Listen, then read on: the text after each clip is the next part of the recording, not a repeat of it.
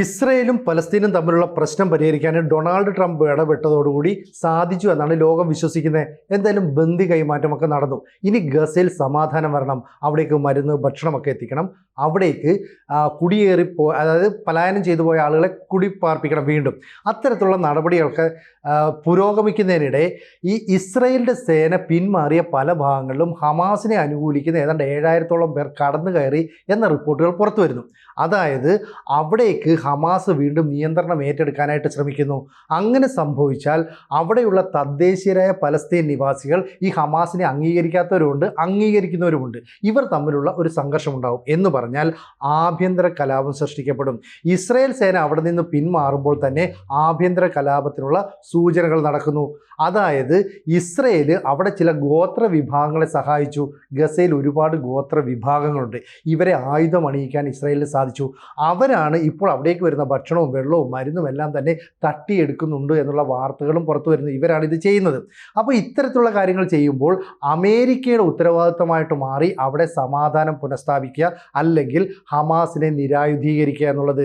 അപ്പോൾ ഈ ഹമാസിനെ മാറ്റി നിർത്തിയിട്ട് ഗസയിൽ എങ്ങനെയാണ് സമാധാനം ഇനിയും പുനഃസൃഷ്ടിക്കുക, അവിടുത്തെ ഭരണം ആരെ ഏൽപ്പിക്കണം, അവിടുത്തെ ഭക്ഷണം വെള്ളം മരുന്ന് ഇവയുടെ വിതരണത്തിൻ്റെ ചുമതല ആർക്ക് നൽകണം, ഇക്കാര്യങ്ങളൊക്കെ ചർച്ച ചെയ്യാൻ വേണ്ടി ഈജിപ്തിൽ 20 രാജ്യങ്ങളിലെ തലവന്മാർ പങ്കെടുത്ത ഒരു യോഗം സംഘടിപ്പിക്കാനായിട്ട് തീരുമാനിച്ചു. ഡൊണാൾഡ് ട്രംപും ഈജിപ്ഷ്യൻ പ്രസിഡന്റുമൊക്കെയാണ് ഇതിന് ആതിഥേയത്വം വഹിക്കുന്നത്.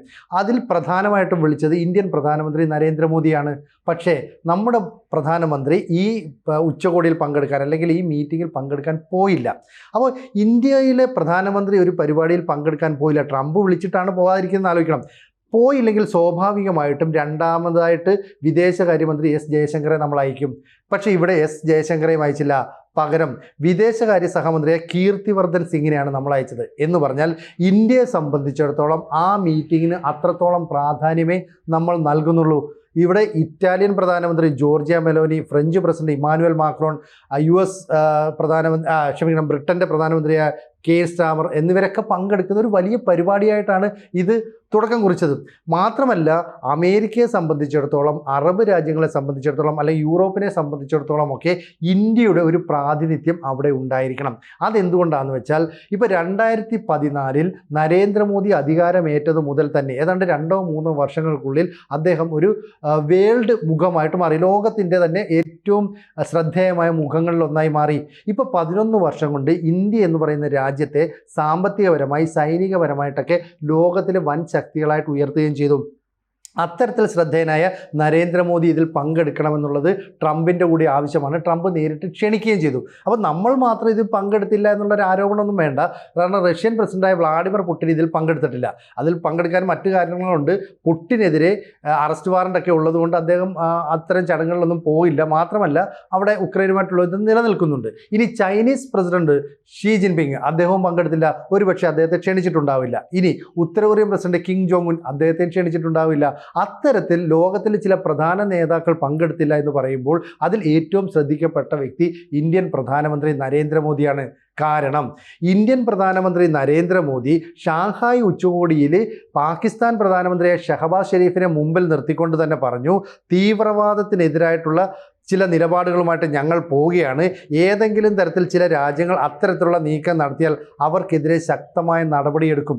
അങ്ങനെ പറഞ്ഞ നരേന്ദ്രമോദി വീണ്ടും പാക് പ്രധാനമന്ത്രി കൂടി പങ്കെടുക്കുന്ന ഒരു പരിപാടിയിൽ പോകാൻ താല്പര്യം കാണിച്ചില്ല. ഇവർ മാത്രമല്ല, ഇസ്രയേലിൻ്റെ പ്രധാനമന്ത്രിയായ ബെഞ്ചമിൻ നെതന്യാഹുവും പോയില്ല. അപ്പോൾ ഇസ്രയേലും ഗസയും തമ്മിലുള്ള പ്രശ്നപരിഹാരത്തിൻ്റെ ചർച്ച നടക്കുമ്പോൾ പ്രധാനമന്ത്രിയായ നെതന്യാഹു പോയില്ല എന്ന് പറയുമ്പോൾ ഈ ചർച്ചയ്ക്ക് എത്ര പ്രാധാന്യമുണ്ട്. കാരണം നെതന്യാഹു അവിടെ പോയാൽ ഒരു പക്ഷേ അവർക്കെതിരെ നിലപാടെടുത്ത തുർക്കിയുടെ പ്രസിഡന്റ് എർദോഗനെ കാണേണ്ടി വരും. ഇനി പാകിസ്ഥാൻ പ്രധാനമന്ത്രി ഷഹബാസ് ഷെരീഫിനെ കാണേണ്ടി വരും. അറബ് രാജ്യങ്ങളിലെ തലവന്മാരെ കാണേണ്ടി വരും. ഇവരുമായിട്ട് ഒരുമിച്ച് വേദി പങ്കിടണം, ഷേക്ക് ഹാൻഡ് കൊടുക്കണം. അതൊക്കെ ഒഴിവാക്കണം. മാത്രമല്ല ഇസ്രയേൽ ഇപ്പോൾ ഇവിടെ യുദ്ധം നിർത്തിക്കൊണ്ട് ഒരു വെടിനിർത്തൽ കരാറിൽ പോകുന്ന ഇസ്രയേൽ ജനതയ്ക്കും ഇഷ്ടമല്ല. അതുകൊണ്ട് നെതന്യാഹുവും പോയില്ല. ഇവിടെയാണ് ഡൊണാൾഡ് ട്രംപ് ഒരു വൺ മാൻ ഷോ കാണിക്കുന്നത്. അതായത് യൂറോപ്പിലെ രാജ്യങ്ങളൊക്കെ ഉണ്ടായി ഉണ്ടായിട്ടും അവിടെ ട്രംപ് മാത്രമാണ് ഞാനാണ് ഈ യുദ്ധം നിർത്തിയത്, ഞാൻ നിർത്തിയ 8ാമത്തെ യുദ്ധമാണ്, എൻ്റെ കഴിവുകൊണ്ടാണെന്നൊക്കെ പറഞ്ഞിട്ട് കുറേ പൊങ്ങച്ചം പറയുകയാണ്. ഇതൊക്കെ കേട്ടിട്ട് ബാക്കിയുള്ള യൂറോപ്യൻ രാജ്യങ്ങളുടെ ഭരണത്തലവന്മാർക്കൊക്കെ മിണ്ടാതിരിക്കാനേ അല്ലെ അടങ്ങിയിരിക്കാനേ കഴിയുള്ളൂ. കാരണം പുട്ടിനില്ല, ഷീ ഇല്ല, ഇന്ത്യൻ പ്രധാനമന്ത്രി മോദി ഇല്ല. അപ്പോൾ പ്രധാനപ്പെട്ട രാജ്യങ്ങളുടെ തലവന്മാരൊന്നും ഇല്ലാത്ത ഒരു ചെറിയ ചടങ്ങായിട്ട് ഇത് മാറി എന്നാണ് ഇപ്പോൾ പങ്കുവെക്കപ്പെടുന്ന ഒരു കാര്യം. എന്തായാലും ഗസയിൽ സമാധാനം ഉണ്ടാകണമെങ്കിൽ പൂർണ്ണമായിട്ടും ഹമാസ് ആയുധം വെച്ച് കീഴടങ്ങണം. ഇത് ഇസ്രായേൽ മാത്രമല്ല പറഞ്ഞ, പലസ്തീൻ അതോറിറ്റിയുടെ തലവനായിട്ടുള്ള മഹ്മൂദ് അബ്ബാസും പറഞ്ഞതാണ്. പക്ഷേ ഇക്കാര്യങ്ങളൊക്കെ തന്നെ നടപ്പാക്കുന്ന ലക്ഷണമില്ല. കാരണം ഇസ്രായേൽ സേന പിൻവാങ്ങിയിടത്തേക്ക് ഹമാസ് കടന്നു കയറി 7000-ഓളം പേരാണ് അവിടുത്തെ നിയന്ത്രണം ഏറ്റെടുക്കാൻ ശ്രമിച്ചത്. അങ്ങനെയാണെങ്കിൽ ഹമാസിനെ അവിടെ നിന്ന് ഓടിക്കാൻ വേണ്ടിയിട്ട് ഒരു പുതിയ സേനയെ രൂപീകരിക്കണം. ഇപ്പോൾ ഖത്തറും സൗദിയും ഈജിപ്തും ഒക്കെ അടങ്ങുന്ന രാജ്യങ്ങളിലെ സേന, ഒപ്പം അമേരിക്കൻ സൈന്യവും അവിടേക്ക് എത്തണം. പക്ഷേ അമേരിക്ക ഇറാഖിലും അഫ്ഗാനിലും ഒക്കെ ഇത്തരം സൈന്യത്തെ അയച്ച് കൈപൊള്ളി നിൽക്കുന്ന ഒരു രാജ്യമാണ്. മാത്രമല്ല അവരുടെ സാമ്പത്തിക സ്ഥിതി അത്ര ശുഭകരമല്ല. അതുകൊണ്ട് ഇന്ത്യയെ കൂടി ഇതിലേക്ക് ഉൾപ്പെടുത്താൻ കഴിയുമോ എന്നാണ് നോക്കുന്നത്. ഒന്നാമത് ഇന്ത്യയും ഇസ്രായേലും തമ്മിൽ നല്ല ബന്ധമാണ്. ഹമാസിനെ അവിടെ നിന്ന് ഓടിക്കാൻ വേണ്ടിയിട്ട് ഒരു സംയുക്ത സേനയെ നിയോഗിക്കുമ്പോൾ ഇന്ത്യൻ സൈന്യം കൂടി അത് ഉൾപ്പെടണം. അതായത് നരേന്ദ്രമോദിയെ കൂടി ഇതിൽ ഉൾപ്പെടുത്തണം. ഇതായിരുന്നു ട്രംപിൻ്റെ ഒരു പ്ലാൻ. ഇത് നമുക്കും ചില സൂചനകളൊക്കെ ലഭിച്ചു. അതുകൊണ്ട് നമ്മൾ ഇതിലേക്ക് ഇൻവോൾവ് ചെയ്യുന്നില്ലെന്ന് മാത്രമല്ല, നമ്മളിവിടെ അഫ്ഗാനിസ്ഥാൻ്റെ വിദേശകാര്യമന്ത്രിയൊക്കെ സ്വീകരിച്ച് പാകിസ്ഥാനിട്ട് പണി കൊടുക്കാനുള്ള നീക്കം നടത്തുന്നു. ഇത് പാകിസ്ഥാനും വല്ലാതെ ഭയപ്പെടുത്തുന്നു.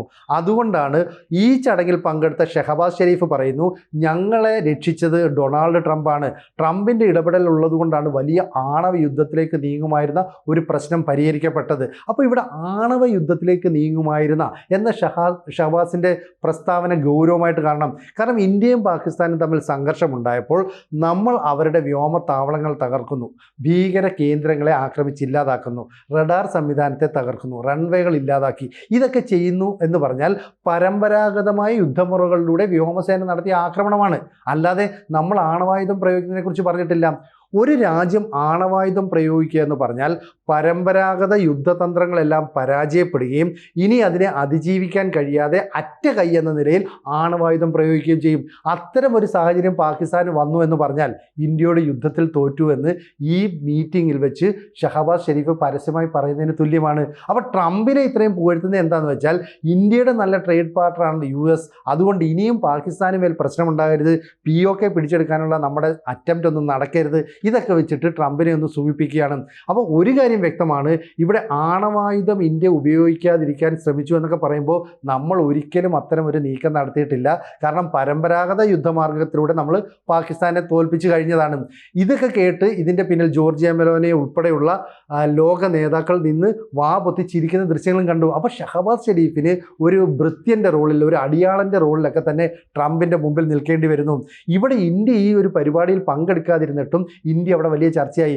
ഡൊണാൾഡ് ട്രംപ് പറയാണ്, ഇന്ത്യൻ പ്രധാനമന്ത്രി മോദി എൻ്റെ ഡിയറസ്റ്റ് ഫ്രണ്ടാണ്, എൻ്റെ കൂട്ടുകാരനാണ്, എൻ്റെ എല്ലാ പ്രവർത്തനങ്ങൾക്കൊക്കെ സഹായം ചെയ്യുന്നു. എന്തിനാണ് മോദിയെ പുകഴ്ത്തുന്നത്? അപ്പം ഇന്ത്യ പങ്കെടുക്കാത്ത ഈജിപ്തിൽ നടന്ന ഒരു സമ്മിറ്റ്, ആ സമ്മിറ്റിൽ ഇന്ത്യൻ പ്രധാനമന്ത്രിയെ ഇന്ത്യ എന്ന് പറയുന്ന രാജ്യത്തേക്ക് ട്രംപ് പുകഴ്ത്തുന്നു എന്ന് പറഞ്ഞാൽ ഈ ഗസയിൽ സമാധാന നീക്കം നടത്തുമ്പോൾ ട്രംപ് ഇടപെട്ട് യുദ്ധമൊക്കെ അവസാനിപ്പിച്ചു. പക്ഷേ ഹമാസിനെ അവിടുന്ന് ഓടിക്കണം, ഒപ്പം അവിടെ ഒരു പ്രത്യേക ഭരണകൂടത്തെ കൊണ്ടുവരണം. ഇതിനൊക്കെ തന്നെ ഇന്ത്യയുടെ സഹായം വേണം. ഇതുകൊണ്ടാണ് ഇൻഡയറക്റ്റായിട്ട് നരേന്ദ്രമോദി ഇത്തരത്തിലുള്ള പുകഴ്ത്തലൊക്കെ നടത്തുന്നതും. അങ്ങനെ സംഭവിക്കുമ്പോഴുള്ള മറ്റു പ്രശ്നമെന്ന് പറയുന്നത്, ഇവിടെ ഇപ്പോൾ ഇസ്രായേൽ ചെയ്യുന്നത് എന്താണെന്ന് വെച്ചാൽ അവിടുത്തെ ഗോത്രവർഗ്ഗക്കാരെ പണവും ആയുധവും ഒക്കെ കൊടുത്ത് സ്വാധീനിച്ചു. 1980കളുടെ അവസാനം യാസർ അറാഫത്തിൻ്റെ PLOയ്ക്ക് ഫത്ത പാർട്ടിക്കെതിരെയൊക്കെ ഒരു തന്ത്രം പ്രയോഗിച്ചിരുന്നു. ആ തന്ത്രത്തിൻ്റെ ഫലമായിട്ട് ഹമാസ് എന്ന് പറയുന്ന ഭീകര സംഘടന വന്നത്.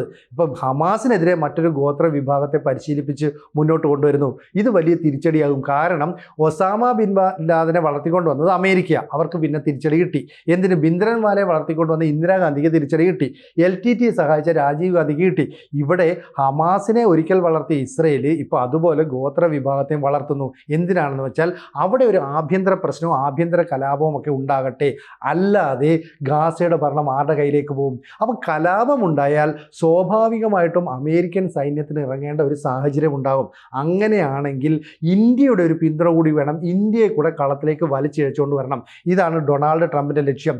അതുകൊണ്ട് ഇന്ത്യൻ പ്രധാനമന്ത്രിയെ ഇന്ത്യ എന്ന് പറയുന്ന രാജ്യത്തേക്ക് ഈ ചടങ്ങിൽ വെച്ച് നമ്മൾ പങ്കെടുത്തിട്ട് പോലുമില്ല പ്രധാനമന്ത്രി, എന്നിട്ടും പുകഴ്ത്തുന്നു. പക്ഷേ പുടിൻ എടുത്ത നിലപാട്, ഷീ ജിൻപിങ് എടുത്ത നിലപാട്, മോദി എടുത്ത നിലപാടൊക്കെ ലോകത്ത് വളരെ ശ്രദ്ധേയമായി മാറി. കാരണം ഈ ഹമാസ് അവിടെ നിന്ന് പിന്മാറണമെന്ന് പറഞ്ഞിട്ടും അവർ പിന്മാറിയില്ലെന്ന് മാത്രമല്ല, ചില കേന്ദ്രങ്ങളുടെ അധികാരം ഏറ്റെടുത്തു. അതേ തുടർന്ന് അവിടെ 27 പേര് ആക്രമണങ്ങളിൽ കൊല്ലപ്പെട്ടു. ഈ 27 പേരിൽ 8 പേർ ഹമാസ് ഭീകരന്മാരും 19 പേര് അവിടുത്തെ തദ്ദേശവാസികളുമാണ്. അപ്പോൾ ഹമാസിൻ്റെ രംഗപ്രവേശനം ഇഷ്ടപ്പെടാത്ത കുറേ അധികം ആൾക്കാരുണ്ട്. കാരണം ഹമാസ് എന്ന് പറയുന്ന ഒരു സംഘടനയല്ല, ഒരു ആശയമാണ്. അത് വിത്തിട്ട് മുളപ്പിച്ചതുപോലെ ഇനിയും മറ്റുള്ളവരിലേക്ക് പടരും.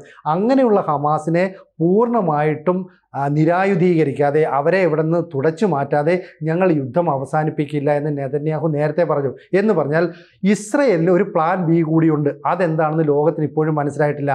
അതുകൊണ്ടാണ് ഈ ചർച്ചയിൽ നെതന്യാഹു പങ്കെടുക്കാതിരുന്നത്. എന്തായാലും ട്രംപ് ഇപ്പോൾ ഓടി വന്ന് മോദിയുടെ സഹായത്തിന് അഭ്യർത്ഥിക്കുന്നു. ഒപ്പം ഗസയിൽ ആഭ്യന്തര കലാപം ഉയർന്നു വരുന്നു. ഇസ്രയേൽ പ്ലാൻ ബിയുമായിട്ട് നീങ്ങുന്നു. ഇനി ജിയോ പൊളിറ്റിക്സിൽ എന്തൊക്കെയാണ് നടക്കാൻ പോകുന്നതെന്നുള്ളത് നമുക്ക് കണ്ടു തന്നെ അറിയേണ്ടി വരും. കൂടുതൽ വാർത്തകളും വിശേഷങ്ങളും നിങ്ങളിലേക്ക് എത്താൻ ABC മലയാളം സബ്സ്ക്രൈബ് ചെയ്യുക, ബെൽ ബട്ടണും അമർത്തുക.